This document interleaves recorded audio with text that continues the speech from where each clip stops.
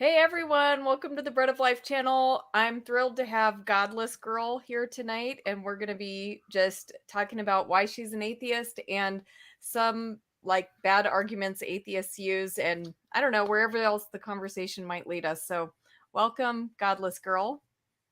Thank you for having me on. I know you told me once most of your audience are atheists, but I spend more time attacking atheists on the internet than I do theists in my debate community, so their perception of me will be interesting.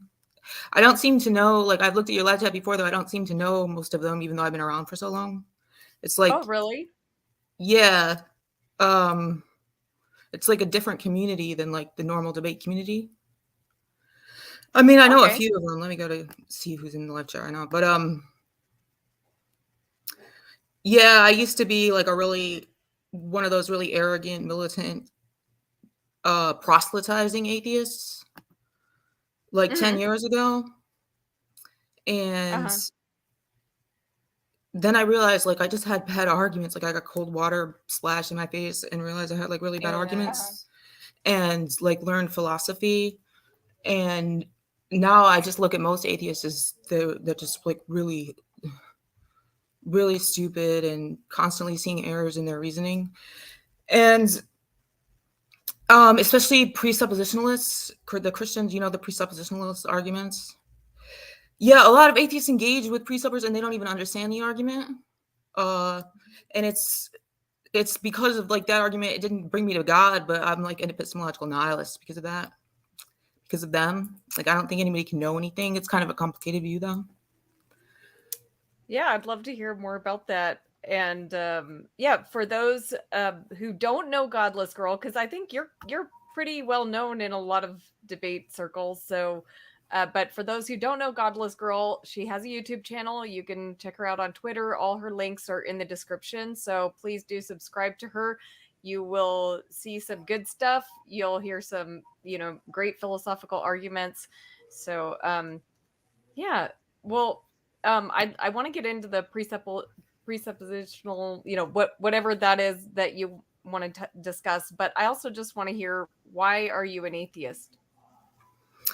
Well, like to actually defend the position, I have like a few arguments, but I mean, just like on its face, it's just because there's nothing convincing me that God exists. But unlike other atheists, I can actually like defend the position in debate. So we could get into that if you want. I don't know. By the way, all the atheists that I told Brenda and Floyd I was coming on today, and like the immediate reaction from it was more than them. I just can't remember who else. Brenda, like Rebecca's so sweet. She's such a sweetheart. So atheists seem to love you. Cool. Thanks. Well, I love Brenda. She's great. So, and Floyd too. Um, so what are the arguments that, you know, I mean, you think are the best arguments against the existence of God? Um, well, there's going to be a problem with a being creating the universe because time beginning at the beginning of the universe, because it's like just incoherent to say that a being existed prior to time and caused time, because prior and cause are both temporal, so they would have to occur in time because that's what time is the measurement between events. So I don't even know what it would mean for a being to exist prior to time. It's just like gibberish.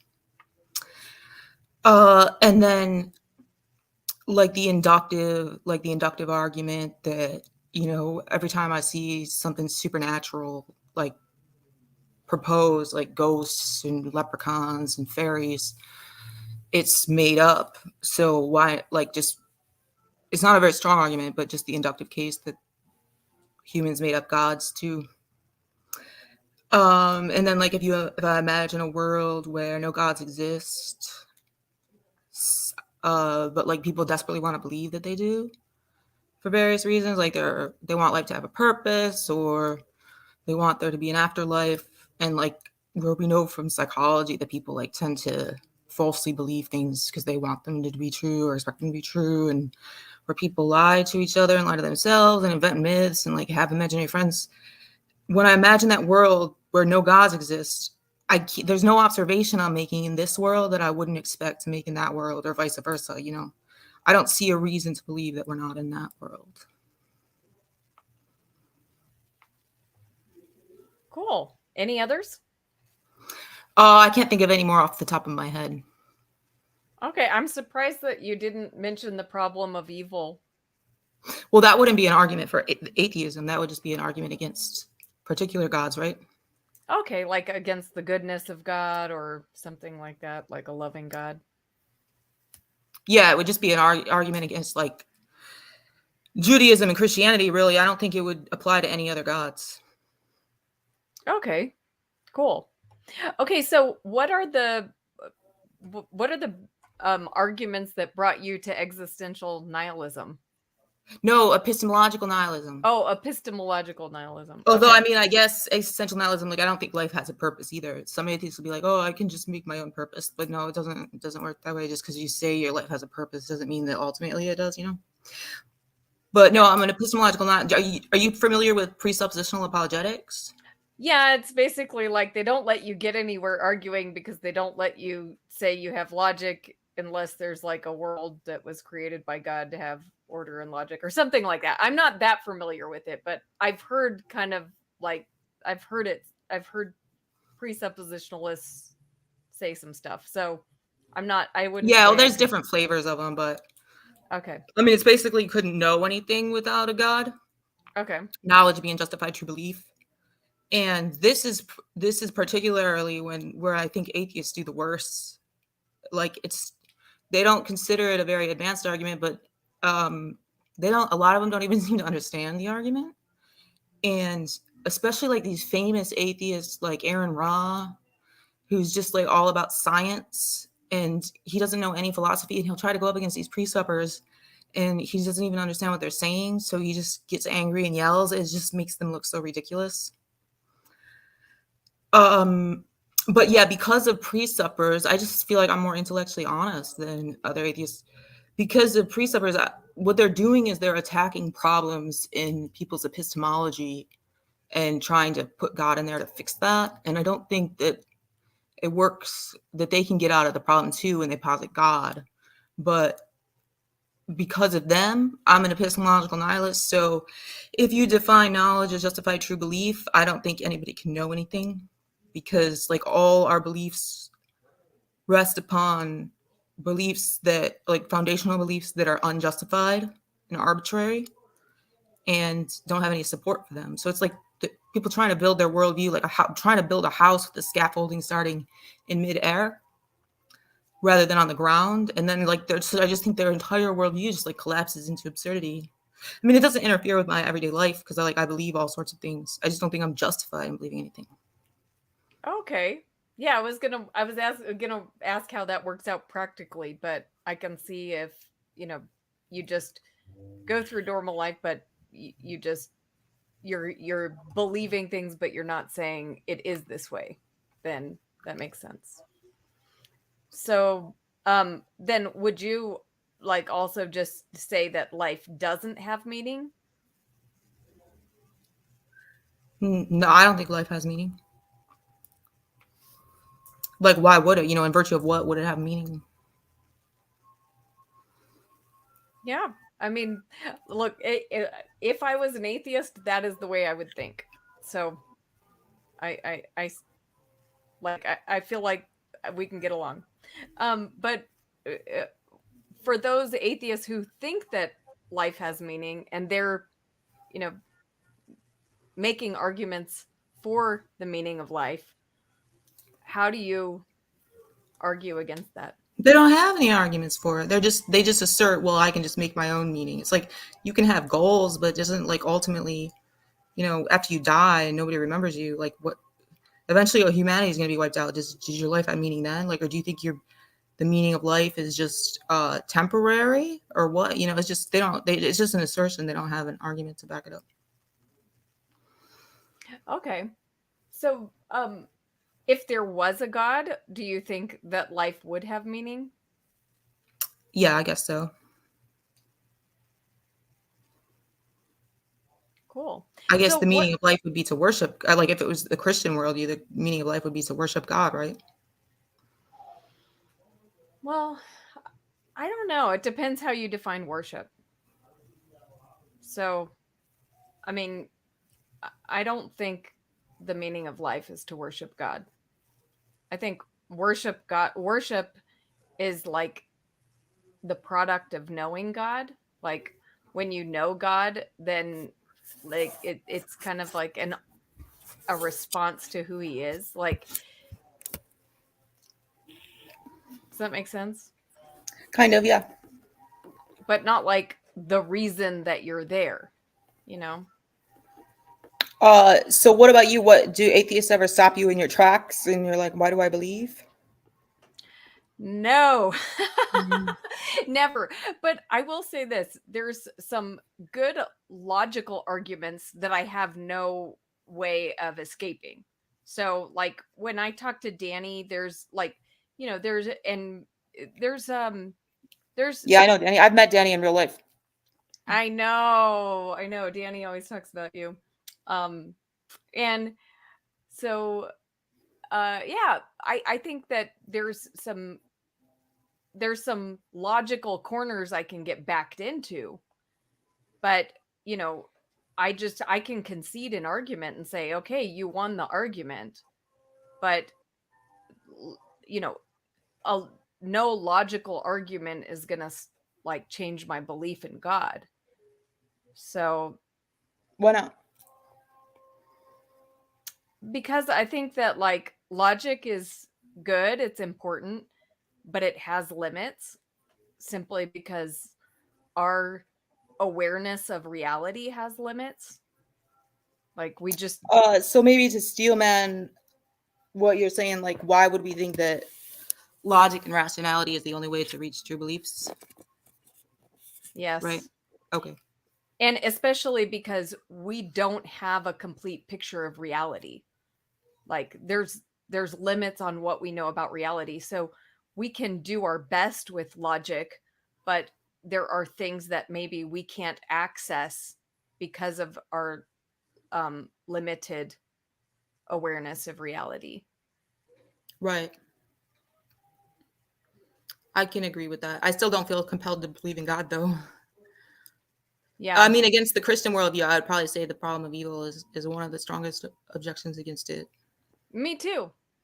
And actually, like often tell people like the problem of evil is a problem for me. Like it's something I wrestle with. It's something that I wrestled with before I was a believer, and it's something that I still wrestle with now. I mean, when I'm faced with horrible human suffering and just the terrible things that happen in this world, it still bothers me, and I still say, God, where were you? And you had the power to stop this and you didn't. And that's something that I still have to wrestle with all the time. But I guess the reason it never overcomes for me like God's existence is because it's too late. Like I already know God exists. I've already been experiencing him for, a long time. But even beyond that, even if I wiped out all of my experience with God, so like I'd say, my experience is important, but even if I wiped out all my experience with God, I still have the just design intuitions. Like when I see what is around me, when I look at reality, when I, look at people and like all the incredible things that are part of our reality, I feel an awareness of God, that he's the one who created. And so that's always been with me. Like even before I was a believer in Christianity, like when I was kind of going through my time of like wrestling with the Bible and not knowing if Christianity was true, uh, I still always believed that God existed. And I think it is because of, the design, what I see as design around me and the beauty. And so, yeah. But why the Christian God? Well, it's the best story. So, you know, and when I say that, it's not that there aren't problems with the Bible. Like, I mean, one of the reasons that I wasn't a Christian, well, I don't know what I would have labeled myself, but when I wasn't sure what I believed, it was because of some of the more problematic things in the Bible, some of the stories, some of the like some things in the Bible like slavery and that kind of stuff. So there were some things in the Bible that bothered me, but it was also the most captivating story. And so when I read it, and when I read the Gospels, when I really actually read the Gospels, because even though I was raised in a Christian home, I didn't like really read the Bible. I knew a lot about the Bible just from being in the environment, but I hadn't really sat down and read it for myself. But when I did, I was just captivated by Jesus, by the story, by so it's the story that I believe is true. Have you tried other religions though, and not been Well, captivated? yeah, well, I mean, have I tried them? I haven't become any other religion. Um, I've become like in my early 20s, I would like spend a lot of time in like the spiritual section of bookstores and read different ideas and things like that. And so um and I've read the Quran. Quran, not a captivating story. I mean, not a story at all, really, but Yeah, there's not not a really context in the Quran, right? yeah, not no context, no story there. Just but I don't find it to be a captivating image of God. But I do think there's a lot of truth in Islam. I think it's true that there's one God. I think that a lot of my Muslim friends know God. I think they have real experience with God. Um, You don't think I they're just going to hell? no, Do you believe in hell? no, Oh, yeah. And I think I have, the Bible doesn't really talk about hell. Even though some translations still say hell, but I think that's just a bad translation. And actually, the idea of the afterlife that's actually in the Bible is life versus death. So eternal life or death. And well, like that's annihilation. yeah, that's basically it. So like that's talked about hundreds of times in the Bible. Like the destiny of the wicked is death, the destiny, of the saved is eternal life. So um yeah, so but anyway, I'm talking too much. I want to hear about you. Oh, well, I'm a really controversial figure. A lot of people, I have a lot of haters. Probably most of my followers on my YouTube are just people who hate me but can't stop watching me. I don't know if you saw then something that had nothing to do with the debate community. I had that viral welfare queen video, which I made like just to troll. But it went viral, so I like trolled the world. I don't know if you know anything about that. The witch community? No, it has nothing to do with the debate community, Oh, but I did it to like just to troll people, but it went viral. what was the The video about? welfare queen video. Welfare Queen? No, I haven't seen it. Tell me about it. Yeah, my first channel that I never use anymore. I had a viral welfare. I had a video of me like buying lobster with my food stamps just to piss people off. Buying lobster with my food stamps and like making fun of people for working, and then fed it the lobster to my dog. Well, like making fun of people for paying taxes and stuff just to be an asshole. Um, but it like worked because I ended up trolling the world because it got millions of views. Wow. And it got picked up by people like thought I was trying to make some political statement or something. It got picked up by all these right wing news sites. Now, Um, I saw something on your website that said you're an anti-feminist. Why are you an anti-feminist? well, like third wave feminism. So, like, I guess equality. Like, I say sarcastically sometimes, you need to keep women mildly oppressed, but I guess that's not true. I don't really think that. I'm just saying that to be controversial. But the third wave feminism, you have these out of control third wave feminists that run around like they'll attack men's rights groups. And if you go to the men's rights groups, all that they really want is equal rights. The men's rights groups, they want like equal treatment when it comes to child custody cases and alimony. And just for calling themselves a men's group, they get like targeted by these crazy third wave feminists. And then especially particularly in the atheist movement, who they're so atheists are like so, oh, you know, you need evidence for what you believe. But they all a woman has to do, this is true like at universities too, but particularly in the atheist movement, all a woman has to do is make an allegation that a man like sexually harassed her or raped her, and the man, like, his entire career is taken down. So you have like leaders of the atheist movement like Lawrence Krauss and David Silverman and Michael Shermer. And it's really funny because like David Silverman helped the atheists, the crazy third wave feminists, get into the atheist movement and be so influential. And then he ends up getting accused by 2 different women of sexual harassment. And if you look into like the stories, he's obviously, and it's like really apparent that he's innocent. And that the women are just, one of them was Matt Dillahunty's wife that actually abused him. And, but like he was the president of American Atheists, and he had to step down as president because like just some woman accused him. That was before even the second one accused him.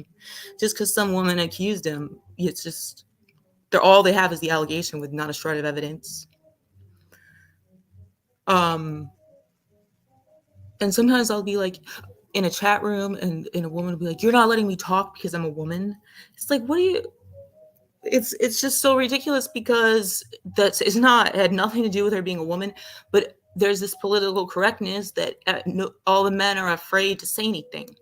Like, what a ridiculous thing to say. It's not because you're a woman. They're not allowed to say that. So then like this woman gets to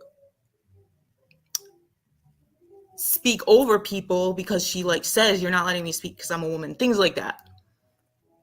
What do you think of that? Oh yeah. Well, yeah, I mean, it's, I mean, I think women have, you know, historically not really had the same opportunities that men have had, but I don't think that we should overreact to it and like make it the opposite direction, you know, where, you know, like you said, men can have their careers destroyed just by an accusation. So, and that, you know, yeah, I think I saw the interaction. Was that was that a recent interaction at that atheist forum in Germany or something? The one that you're talking about, where the I don't woman know which one wasn't you're talking speaking, about. where the woman wasn't, she was the only woman on the panel and they weren't letting her really speak. Oh, that no, I don't know what you're talking about, but that's just a regular occurrence, like in Okay. videos and chat rooms, for a woman Yeah. to be like, "I should go first because I'm a woman," and then everybody's just scared to say anything against that because then they'll be labeled as misogynist and sexist. Yeah, that's kind of out of control. But you know, it is kind of that's, I have to say I'm happy to have you on. I love having women on because there aren't actually too many women involved in like philosophy and that kind of stuff. It's always seems like it's dominated by men. So I delight in hearing you argue with people about philosophy and, you know, kind of beat people up a bit. Oh yeah, I'm the strongest. I've never encountered a female debater that's stronger than me. I'm like a really strong debater, and it's not just because I know the arguments. It's I have a lot of rhetoric, and I use a lot of sophistry, and I'm really good at picking out errors in reasoning.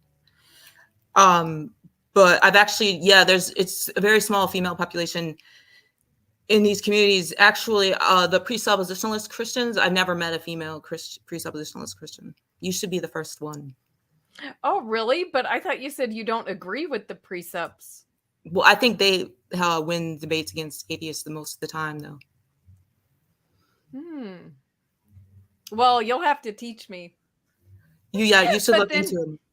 then Danny won't like me too much because he can't stand the precepts. Well, so going back to the problem of evil with Danny, do you Yeah. know what skeptical theism is? I've heard of it, but is it? So Mhm. skeptical theism is the response to the evidential problem of evil when you say, when the Christian says, well, look, we don't have access to God's reasons, so for all we know, God has morally sufficient reasons for allowing these evil things. It's like our fallible, finite minds don't have access to all the reasons, so he might have good reasons for allowing such things. And Danny's going to respond with, have you went that route with him before? You must have, right? I feel like I have. Maybe I didn't express it in exactly that way, but I don't know. Maybe I have. What do you think he would respond with? He's going to respond with the Pandora's box objection, which is a little complicated, but he's like, well, if you don't have access to God's moral reasons, then he might have morally sufficient reasons for deceiving you and like thinking the Bible is true when it's not or something.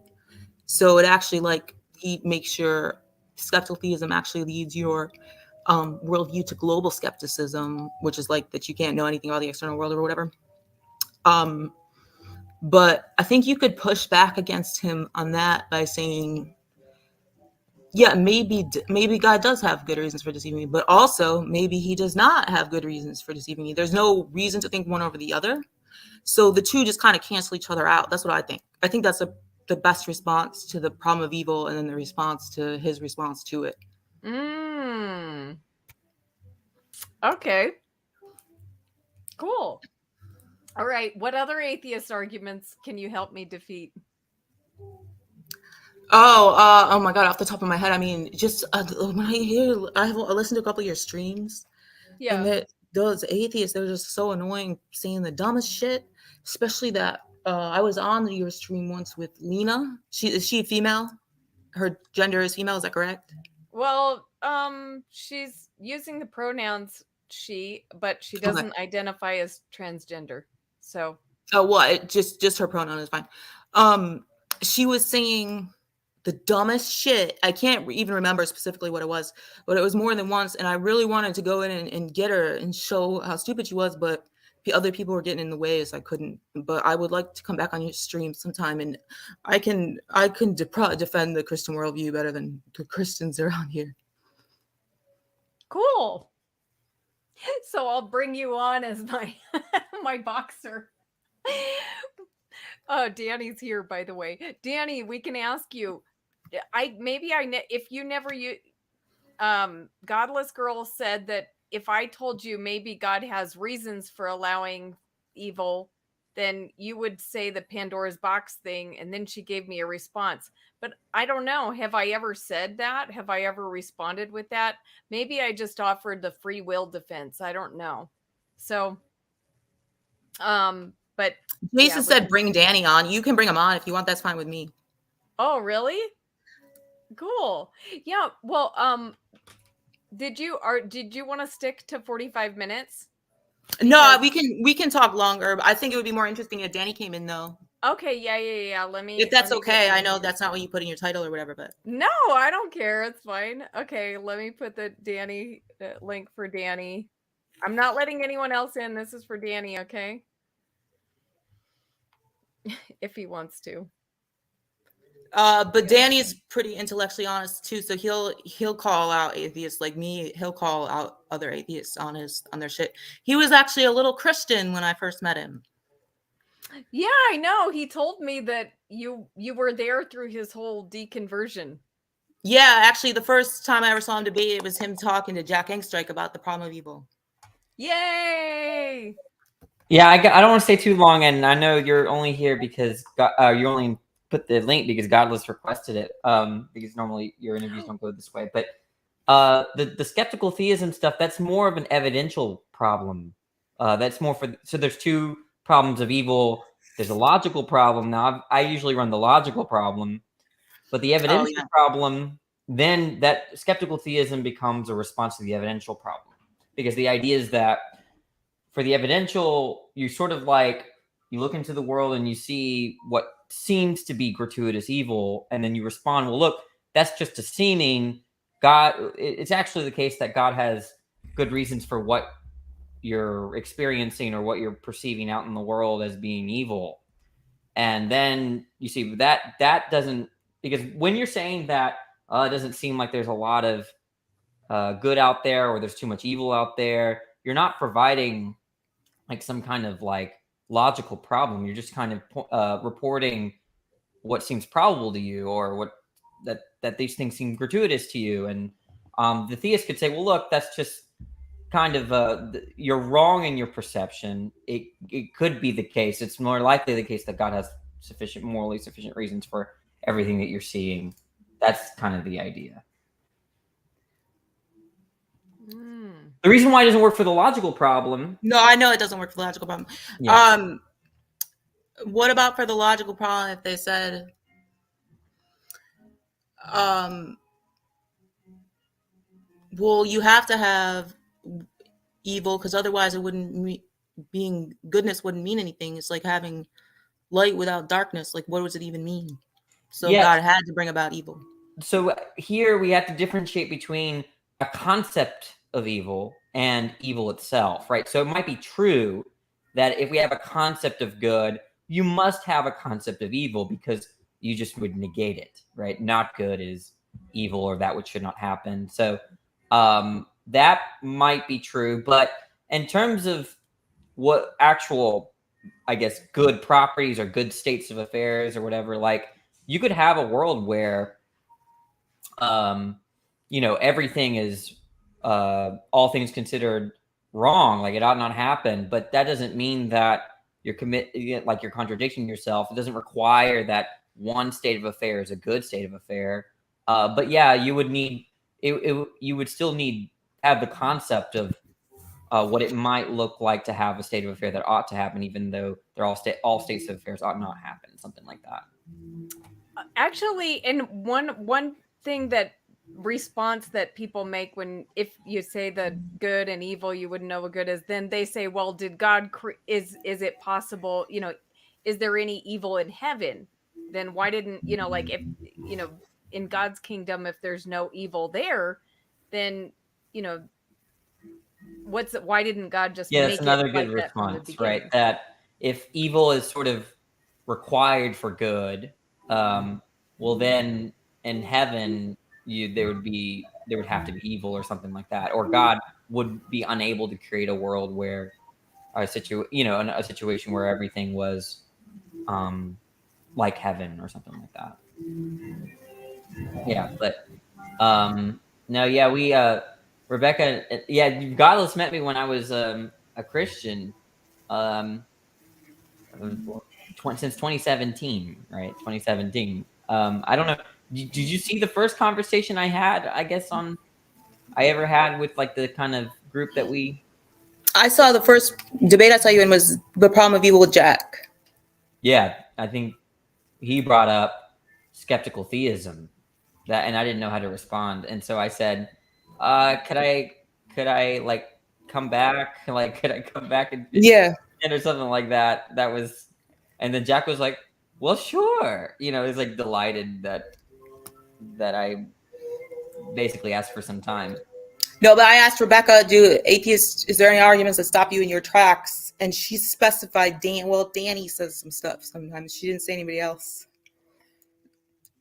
Your mic is muted. Oh, yeah. I think what happens with Rebecca is that she kind of sees where I'm coming from. And she said, well, I don't have an answer for you here.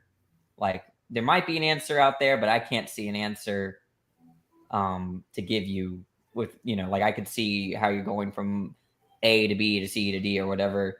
Is that kind of like what goes on, Rebecca? Yeah. Well, like I said, I feel like I've conceded a lot of arguments to you. Like, either conceded or you said, look, I don't have an answer. I get a lot of like, oh, I don't really know how to respond to that, which is not necessarily a concession, although you have conceded a lot of times. But it's either one way or another. It's either you concede or you're like, I don't know. I don't know what to say. I don't know what to say. And it's rare for somebody to concede. Usually they just start to respond with dishonesty or something when they... Yeah, that's one why Rebecca is one of my favorite people. Not even my favorite Christian, but one of my favorite, because it's on both sides, right? Is that she'll just, as soon as, number one, when things don't make sense to her, she won't give up just because, you're experienced, credentialed, or whatever, right? She'll keep on saying, I don't get it. So she won't compromise her views for who she's talking to, and she'll say, I still don't understand.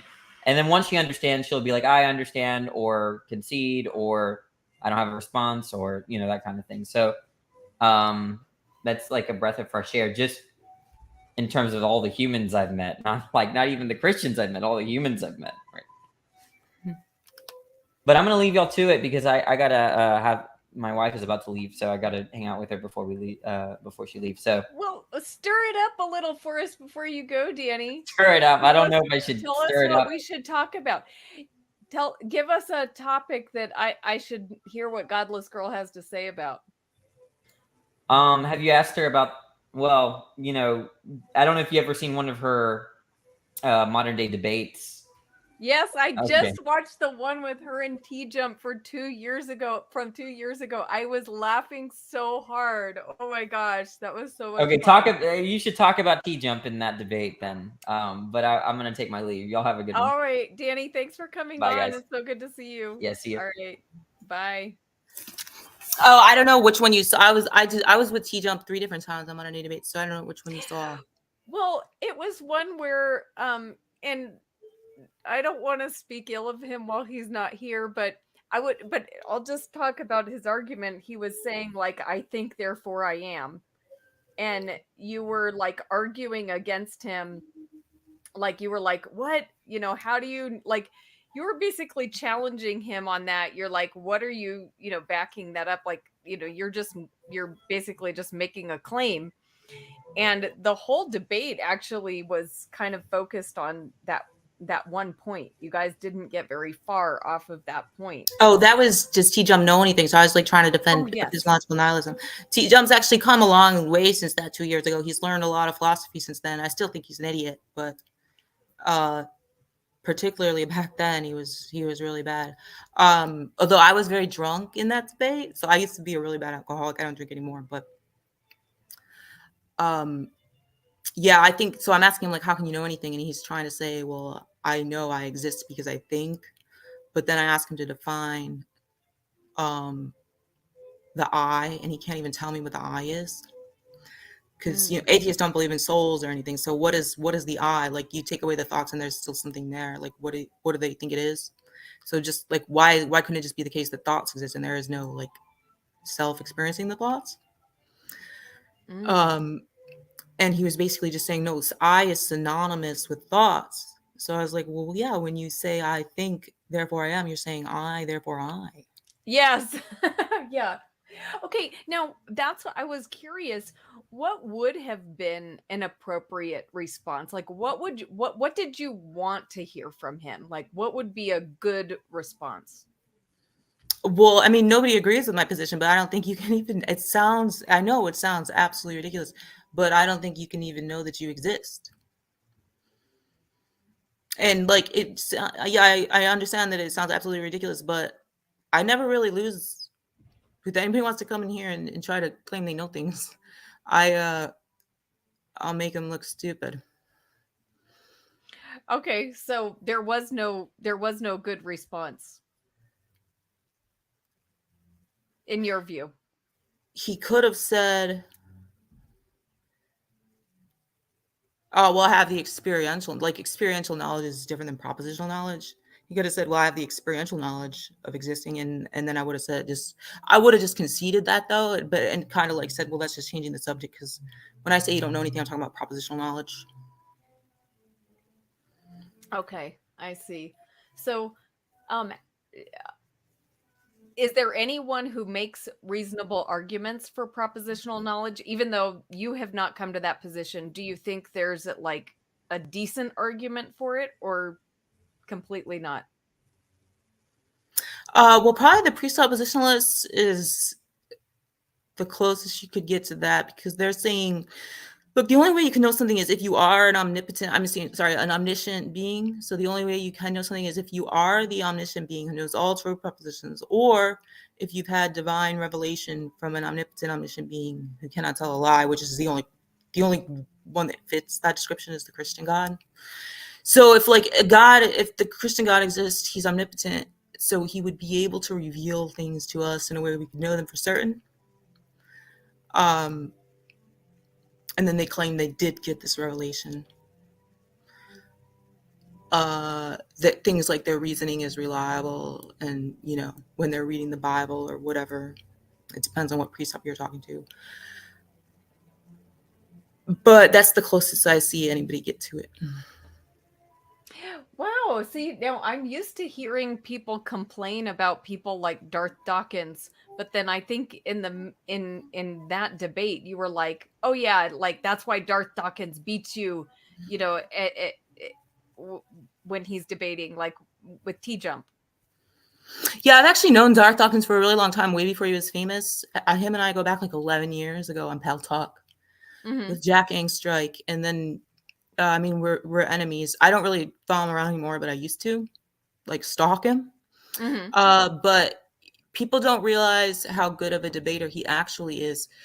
He just doesn't appear that way now, because now that he's famous, he just gets mod powers wherever he goes. So he's a really impatient person. So he just ends up like muting and kicking anybody who puts up any kind of a fight. But I've seen him engage in long debates with really skilled atheists, and when he's really putting the effort for it, he's like a really strong debater. People just don't see it. Okay. He was actually an evidentialist when I first met him, though. He would like use the Kalam and stuff, William Lane Craig arguments, and then he like went to presuppositionalism. And do you think that's a stronger position, or what do you think of like William Lane Craig's arguments?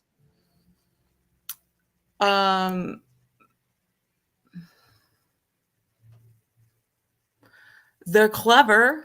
A lot of atheists don't know how to respond to them, but I obviously don't think any of them go through. Okay, so like how would you refute the Kalam? There's so many ways. So the time thing I said at the beginning. Yeah.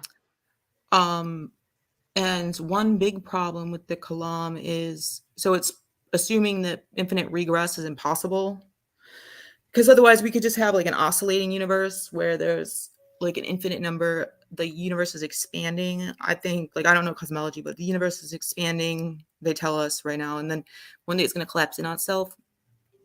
So that could have happened like an infinite number of times, and every time it collapses in on itself, it results in a new Big Bang, and a new universe expanding and then contracting and collapsing on itself, another Big Bang, like that. So his response to that is that infinite regress is impossible. He gives the Hilbert Hotel thing. But then you have, if infinite regress is possible and everything that begins to exist has a cause, then what caused God's first thought? Because God's thoughts can't infinitely regress. So he must have had a first thought. So then like we're left with the problem of what caused the first thought. And then to get out of that, a lot of Christians say like God doesn't even have thoughts or beliefs. He's just some mechanism, which I think is a really weird response. Yeah. And then I think it's equivocating on two different senses of begins to exist, because like it would be the one in the begins to exist in the first premise would be like begins to exist out of material, and then the one in the the first premise and it begins to exist as a cause. Yeah, that would, when we think of cause and effect, that's just always out of material. But the universe beginning to exist could have been like ex nihilo, so out of nothing, which I know is really counterintuitive, but so I don't even think it's a valid argument because it's equivocating on two different senses of exist. But I have so many different responses to the column. I'm just thinking. Oh, so yeah, just because like everything,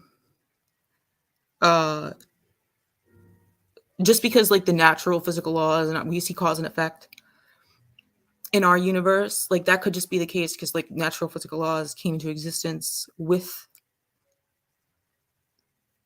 the beginning of the universe. We won't have a reason to think like they transcend the universe and apply to the universe themselves. So I forget the name of the fallacy, but it's the one where what's true of the parts is true of the whole. That one. There's other responses. I just can't think of many more off the top of my head. Okay. Well, well, first let me ask this. Would God being in time overcome the problem? Like if Of you what? said God is not in, he is in time. How did he create time if he's in time? Well, maybe time always existed. Oh, then what problem would it be getting you out of? Oh, the first problem? Yeah, the time problem. Oh, that would be fine. Okay, because there is a philosopher that I had on my channel, Ryan Mullins, and he's like wrote a book called The End of the Timeless God. And he's like, I searched for this timeless God, and I just don't see how it's like possible. And so, he kind of says like, okay, God is a prisoner of time, so what? God's in time. And Yeah, I don't know why Christians I mean, like all Christian apologists say God is a timeless being, but I don't know why they so adamantly want to stick to that. And they also want to stick to things like omnipotence, which it seems like you could just easily reinterpret scripture for it to mean like just, maximally powerful or something, but they cause themselves all these kind of problems by wanting to stick to the traditional definition. They use scripture like they cherry pick through scripture about so many other things. So why not reinterpret it to like so you can have a coherent view of God, so you can escape all these philosophical problems you're causing for yourself. Do you think the Trinity is one of those philosophical problems?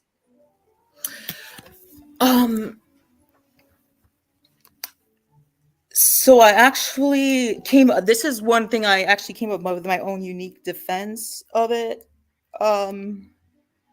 But Christians get offended when I say this because I am not saying that God has a split personality disorder. That's not what I'm saying. Okay. All I'm saying is that it's logically possible for there to be, what is it, one being, three persons or something? Is that what it is? Because they're saying like it's the is of identity in the Trinity. So God is the Father, but the Father, or Jesus is the Father, but the Father is not Jesus or whatever. They're saying all three are God, but the Father is not Jesus. Jesus is not the Holy Spirit. Like they're, But you are a Trinitarian. Yeah. Yeah. So like when somebody can have a split personality disorder, it's like it's not logically incoherent, right? Somebody can have a split personality disorder where like they split off, like Jesus when he was on earth, he didn't even have access to, he wasn't even omniscient, so he didn't know all true propositions, right? But he is God. So when people have split personality disorder, like they won't even remember when they transform or whatever, they won't even remember what the other personality did sometimes. But there's still like the main person, the Father or whatever. And so I don't think that it's logically incoherent actually, but I'm really alone on that when it comes to atheists. Okay, interesting. You could also say, well, he has all the years of identity, like he has all the fundamental properties are the same. It's just like secondary characteristics that are different. Like, what does that mean? Can you explain? Like his memories aren't going to be a primary or a fundamental property. That's going to be like secondary. Or Jesus having had a physical body isn't a fundamental property. So do you think the incarnation is one of the logical problems for Christians? What's the incarnation? Oh, like Jesus coming in the flesh, like, basically like the issue of, God becoming a human being, and like, so then all these issues related to that, like, did God die? And, I don't know. When you say logical problem, that would just mean it entails a contradiction. So I'm not sure what you're asking. Okay, well, maybe I don't remember but this is one of the things that Danny listed as his logical problems with God, as, the Christian God, and the incarnation he thinks is a problem. but maybe I'm not I sure. I'd don't have to remember. hear the argument. Okay, yeah, I don't think I can articulate it because it's been too long since I talked to him about it. So I understood it at the time, but I don't think I remember it. Okay, but you think omnipotence is a problem, so Christians should give up omnipotence. Yeah, you could just say God's like the most powerful being or something. Cool. What do you think about it? Well, I always say, like, God, he has intentionally limited his power. Like, he could seize, like, you know, he has all the power. Like, he could yank it back anytime he wants, but he's given us power. And so he's, like, actually limited his own power in order to give other beings real power. So, he's given power to angelic beings, he's given power to human beings. He's so like he has like limited his own power. Yeah, that would be fine. I wouldn't have a problem with that. It's just that's not what Christian apologists usually do, and I don't understand why they want to stick to omnipotence like they do. Yeah, I don't But know. I'm actually gonna get Gotta going. go. Like, Yeah. But nice. Thank you for having me on. I'll come back on another time. Yeah, let's do it. Okay. Thank Good you. night. Bye. Okay, that was fun. I'm gonna look at your comments. Let's see here. Actually, I don't know if you guys are even talking to us. So let's see. Okay, let me see. Yeah, it looks like you guys are mostly talking to each other, but Floyd says the Trinity violates the law of transitivity of identity. Travis says, does he have one brain or three? Stephanie, the cosmos is not divided. Maya says, you can't make up a triune God and then make every explanation of said God a heresy. I don't understand that comment. B.S. Lewis, how does Godless Girl justify that the two of you are having a conversation right now? Well, I think she said she believes things. So like having a belief is different than like claiming that you know something. So, all right, guys. Well, thanks for being here. I really enjoyed having Godless Girl on, and please do go subscribe to her if you just got to know her. Yeah, the links to her channel and her Twitter and everything, Discord, are in the description. And I hope everyone has a good night. Bye.